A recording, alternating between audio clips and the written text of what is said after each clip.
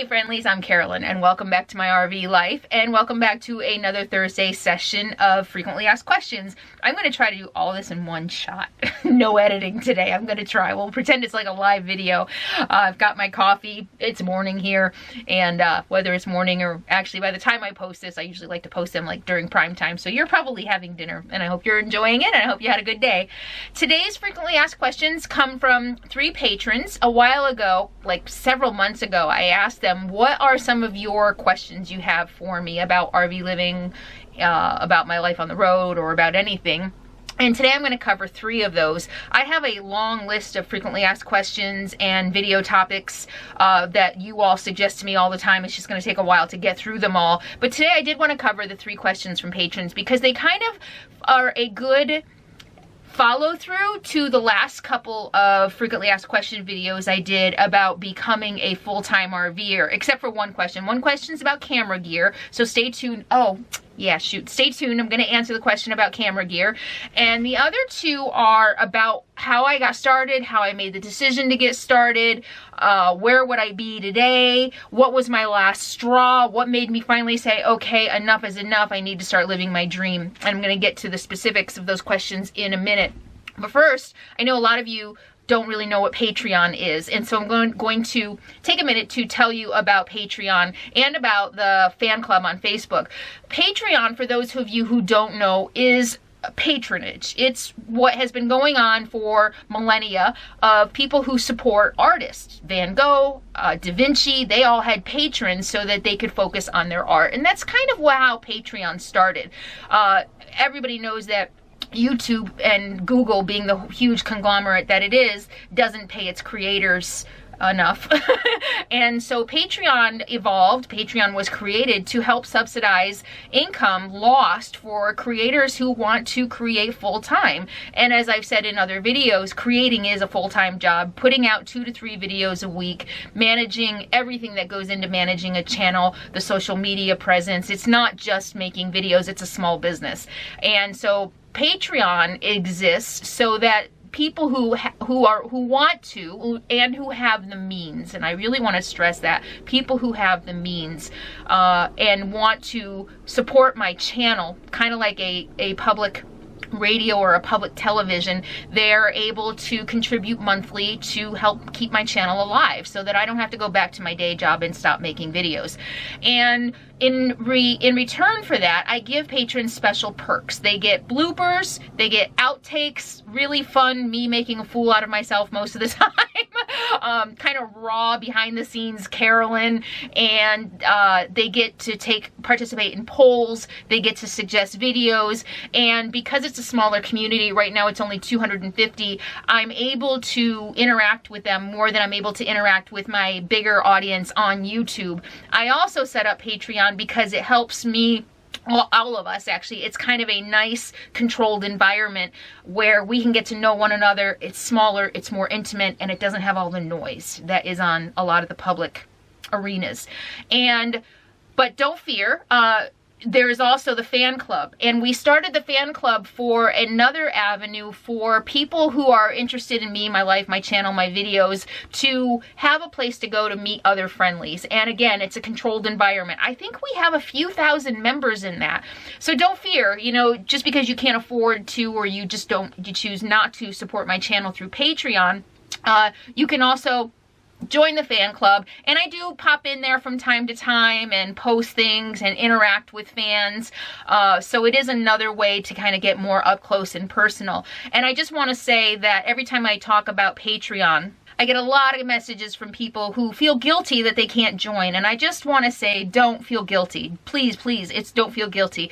And I've said it before, Patreon is for people who have the desire and the means to just help keep me making free videos. But everybody who's here, everybody who watches my videos, who gives me a thumbs up when my video comes out, who shares my videos, sharing my videos with your audience is really, really helpful because it helps other people like you discover me. And the more eyes on my videos, the more I make on YouTube, and eventually, maybe eventually I wouldn't have to rely on Patreon so much. But right now, YouTube does not pay the bills. So liking my videos, sharing my videos, giving my videos a thumbs up, watching my videos a couple of times. You know, feel free to go back and watch old videos. I get paid by views, and I get paid by number of impressions by ads or something like that. So yeah, the more eyeballs on my videos, the longer you watch my videos, watching my videos all the way through to the end, and all of those things. You don't have to be a patron to be helping me grow my channel. So I just want to say thank you to everyone. But I mention things in my videos like Patreon, and people are like, what the heck is Patreon? I assume everybody knows. I mention things like RTR, and I'm always surprised. People are like, what the heck is an RTR? And for those of you who don't know, it's Rubber Tramp Rendezvous. It's coming up in January. Check out Cheap RV Living and you'll find out what a Rubber Tramp Rendezvous is. And yes, I'm going to be there, and I'm speaking. I'm doing my boondocking seminar again, but we'll talk more about that as it gets closer. I am also going to be probably needing to have 2 general public meet and greets this year. I only had 1 last year, and people waited in line, I think two and a half hours to meet me. And so I'm going to try to break it up into 2 this year, because my audience, I think, has doubled, and I don't want people to have to wait in line that long. And so I think I'm going to try to break it into 2 meet and greets so that I can get a chance to meet as many of you as possible. Okay, so let's get on to, with all that out of the way, let's get on to frequently asked questions. We're going to cover the easy one first, kind of like tangible one. And this is from Kenneth. Kenneth had a lot of questions, and Kenneth, I think I've answered a couple of yours in previous videos, but he wants to know what about my camera gear. And I get this question a lot. What camera gear do you use, and what do you recommend? Not necessarily for people who want to make videos for YouTube, but just if you want to share your adventures with family and friends. So I started, I don't even remember the a Panasonic, I think I started on. $300 little Panasonic. So if you look back at my earlier videos, I think up until, gosh, when did I get this? I think I've had my Sony Handycam about 1.5 years. So if you look at like the first 6 months of my videos, I'm pretty sure that was a Panasonic, and I don't know what, but it was literally just like, I went to Best Buy, it was like a $300, $200 or $300 Panasonic video cam like this, that you hold like this. And then I think it broke, and so I upgraded to this. This is about a $900 camera. I got the Best Buy Geek Squad with it, which really came in handy. I already broke it once and sent it into Geek Squad, and they fixed it for me for free. So out the door with the Geek Squad, I think it was like $1,000. I love this camera. I love this camera. I love this camera.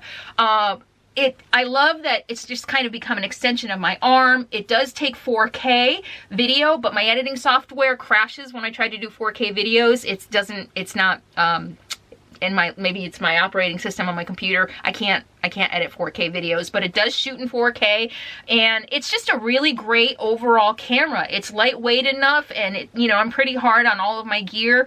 As many of you have seen how hard I am on my RV. Same with my gear. I mean, I hike with it, I scramble, I rock hop with it, and this has held up really well. Other than the one time, and it was a battery issue. I had put a non-Sony battery in it, and it caused some malfunction. So I don't know. This is probably more than most people would want to spend for a camera that you're just going to shoot your stuff with for family and friends. I don't know, maybe not. Like I said, $800 or $900 I think is what I paid for this, and it's the Sony 4K something. But I would recommend, if you don't have the budget to spend on this, just, pretty much any. Well, do your research online, best video cameras. That's usually how I start my research, and I'm actually looking for a new laptop for writing, and I just Google best laptop for writing, and all of these different sources come up with their top 10, and then I can kind of go through and compare based on price, based on the functionality that I'm looking for, and I recommend you doing the same. I really believe, though, you can get a really decent camera just for the purposes of your travels and personal use for $200 or $300. You don't need to spend $1,000 if you don't want to. just look around, do your research, do comparisons online. Amazon is really good. Even if you don't buy from Amazon, you can look it up on Amazon and read the reviews. Peer reviews have become huge, of course, in the last decade, and I rely on peer reviews a lot. Peer reviews being what other people say who have used it, and I rely on that a lot. I also rely on the questions on Amazon, the questions that people ask. So I hope that helps all of you, but Kenneth, I hope that answers your question. Panasonic, if I can find it, I'll try to put it in the description here, the first camera that I use. And if you ever have any questions about the camera gear that I use, it's always in the description of the video. It just automatically populates every time I upload a video. Every single piece of camera gear, including my new Canon G7X. And I'm not talking about that because I can't show it to you, but that's another pricey camera. I think that was a $700 or $800 camera as well. And that was a gift from a patron, and it's a Canon G7X. What I like about that, you know, and that I like this because it's easy to hold. So I really do like the handy cam, the video cams. What are these called? Yeah, video cam, what are these? Camcorders. I like these because it really is easy to hold. The point and shoot, and I can't show you that because I'm shooting on it now. You know, it's the little square, it's got the lens that comes out. It's just not as easy to hold. So it's not as easy for video, for stabilization. The G7X actually does not have great image stabilization. This image, you can actually see when I turn it on. I don't know if you'll be able to see. Oh, is the battery dead? Nope. You'll actually be able to see this has an eyeball. The eyeball that moves up and down. So the stabilization on this is pretty good. The G7X stabilization is not great. It's not bad, but it's not great. And it's just, I like the G7X and I wanted it because it's a point and shoot. I can put it in my pocket. It's really lightweight. And I really like being able to hike with it. So the point and shoot has its benefits as well. Smaller, more compact, but it doesn't, I don't know. There's something about being able to hold this on my hand like this that really works for me when I'm shooting video.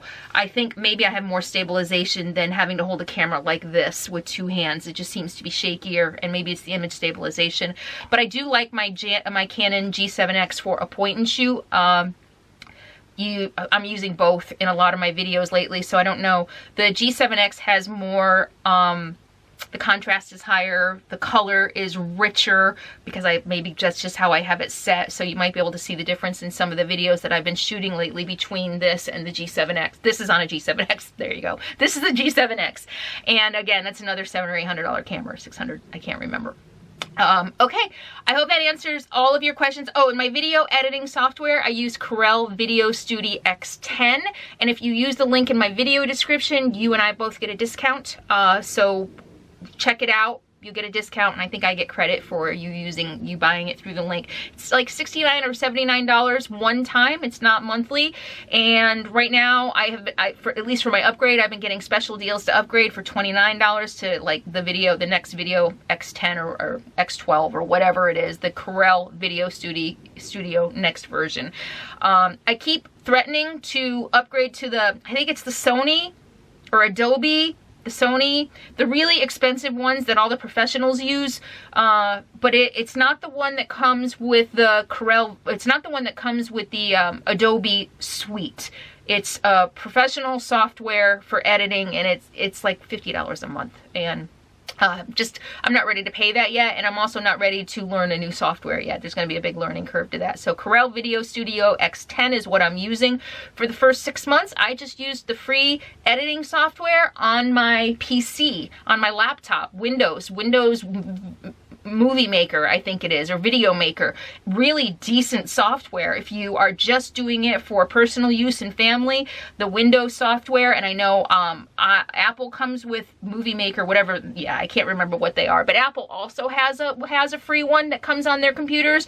And for beginners, that's where I would start. And then for everything, even your camera gear, grow into the more complex cameras, the more you know, the editing software with more bells and whistles, because there's no sense of just getting everything at once and then being overwhelmed by everything. For me, growing into it has really helped me. That way I learn on training wheels, and then I upgrade, take off the training wheels, and eventually I'll get up to pro, maybe. I don't know.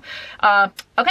So that's my camera gear. Again, all my camera gear is always listed in the description of the video. So be sure, along with a lot of other information, my Amazon store, and always check there if you haven't. Check there first if you have questions, because I get emails, hundreds, thousands of emails asking me the same questions over and over and over again. And a lot of the information is in the details of my video. So check there. Okay, second question is from Susie. And Susie asks, and I like this question because with Capone's passing, I am at a new phase of my life, a new phase of my RV life, and so it's kind of a timely question to be answering. And Susie T, hi, you rock, asks, where would I be if I hadn't made the decision to live in an RV and to move into an RV when I did? Where would I be? What was my second choice? So, I think I've said this before, but I know not everybody watches every one of my videos. Shame on you. Go back to the beginning. There's a playlist and watch every one of my videos. That's gonna be a new rule. You can't ask me you can't email me a question until you've watched at least 10 videos or all of them, because I get the same questions over and over again, and that's why I make videos, to answer questions.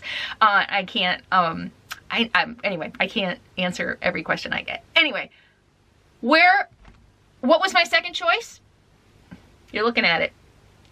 Living in an RV was my second choice. I wanted to live abroad. I wanted to join the Peace Corps. I was looking at a United Nations program that's very very similar to the Peace Corps.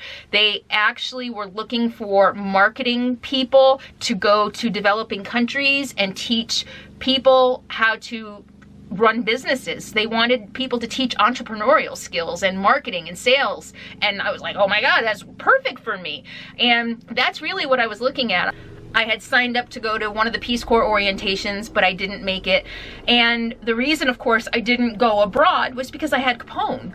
I wanted to do a lot more through hiking. I wanted to maybe do the Pacific Crest Trail or the Appalachian Trail or the Continental Divide, which are all 4 or 5 month hiking trips, but I couldn't do that with Capone.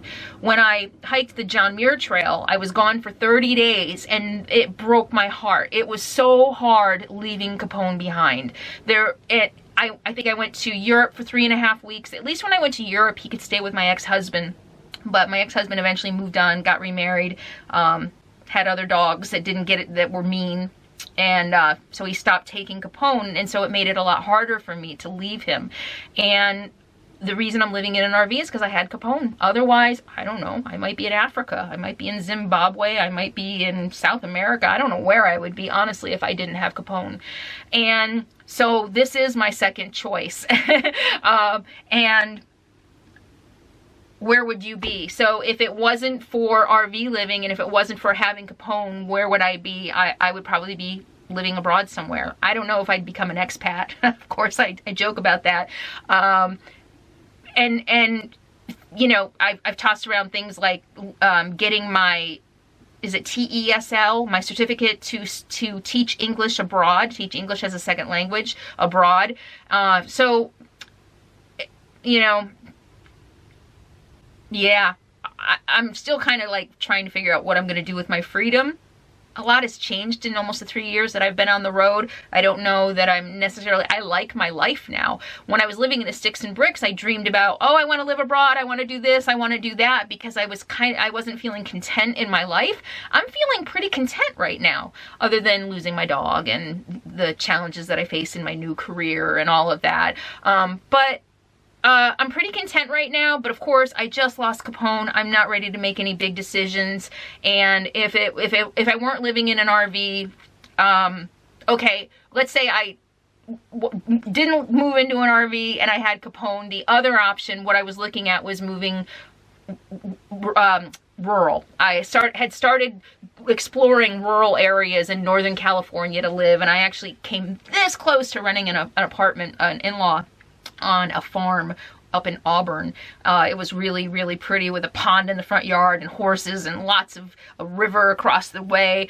So I think that if I hadn't moved to an RV and I hadn't gone abroad and I still had Capone, I probably would have left the Bay Area, which is really where I was headed anyway, taking my consulting practice remote, still keeping my clients in the San Francisco Bay Area. That was what I was thinking. I would commute back to the Bay Area once or twice a month or whatever I needed to meet with clients, and just go live somewhere else closer to nature, in the forest, in the mountains. And I didn't do that. I decided instead to live in an RV so that I wouldn't have to pay rent.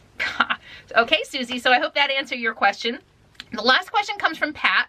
This one is, a lot of people who write to me are feeling really stuck.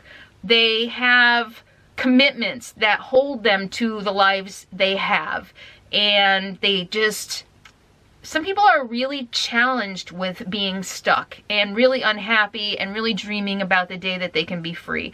And Pat writes one day from her cubicle, really just feeling, I can't do this anymore. And she's 5 or 6 years away from retirement and has family obligations. And she said, what was your last straw? And what held me back? What prevented me from doing this sooner? And I've said this a bunch of times. This was an evolution for me. Getting sober, I was laying in bed last night thinking about this question, and I think the first step, the last straw, was getting sober. And December 28th will be 10 years sober. And for those of you, 10 years sober, okay, not clean.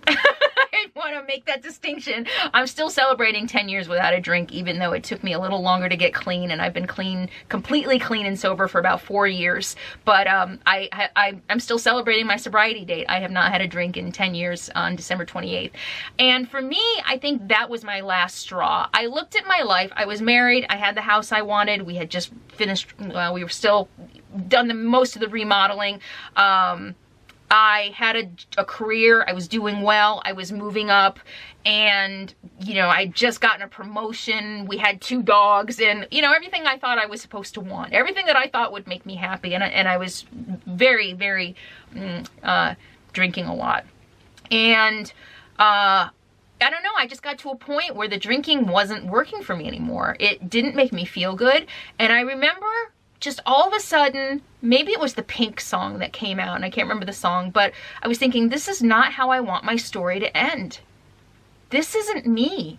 This is not my story. My story is not drinking myself into oblivion every night so that I don't even remember going to bed or remember what I did or what I said. This is not it. This is not me. And I got sober.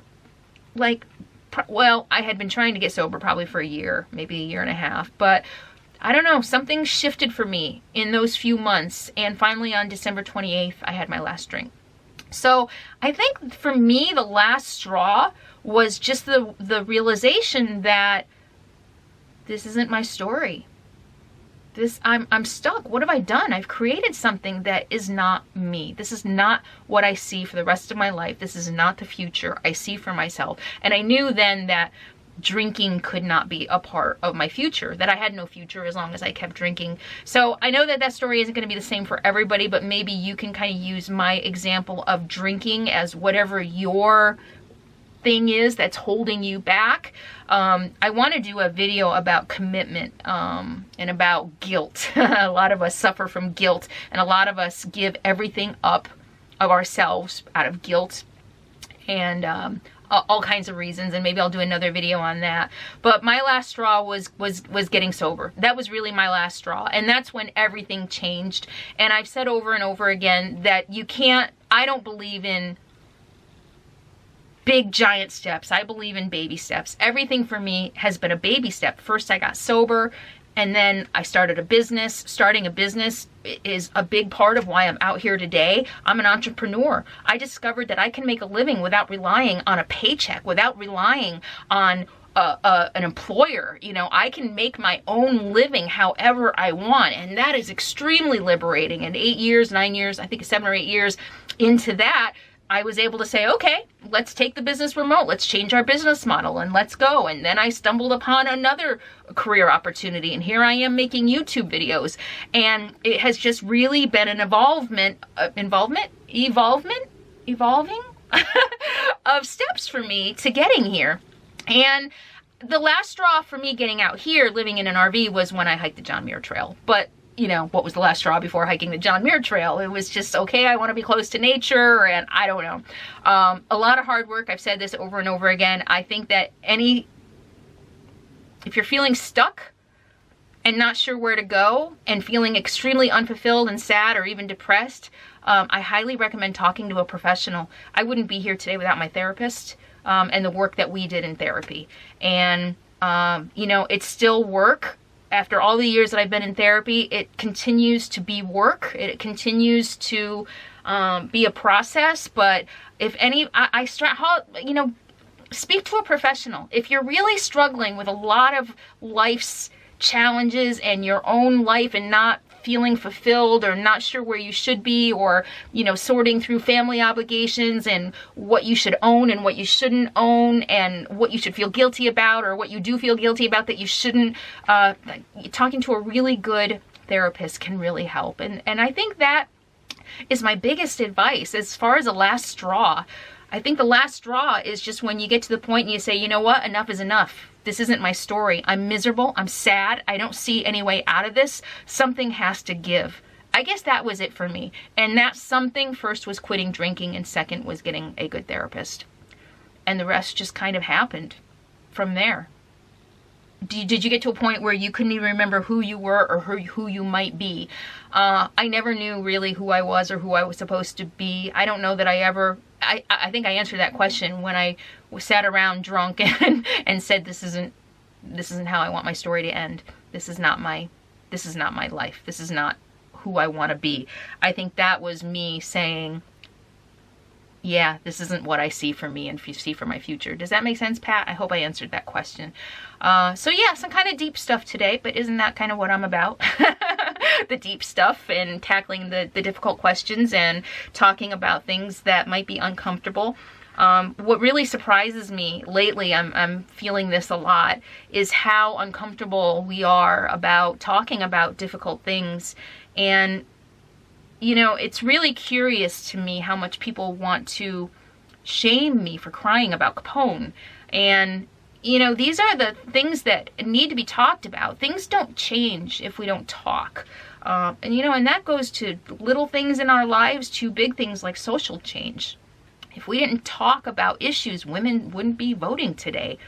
Blacks would still be, African Americans, however you identify, would still be enslaved. I mean, these are the important issues we need to talk about, the Me Too movement. And when we sweep things under the rug, when we sweep our sadness, our discontent, our fear, our grief, when we sweep that under the rug,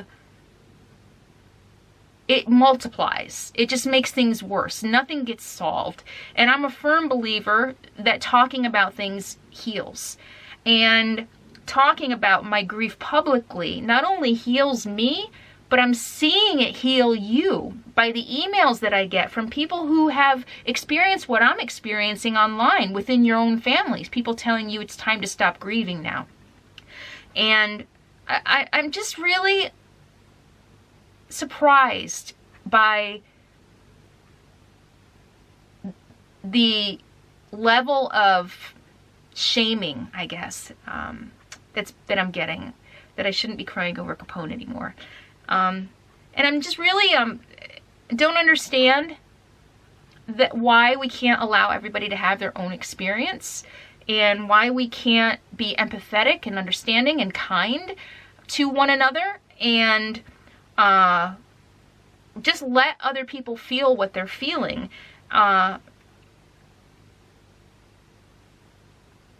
Yeah.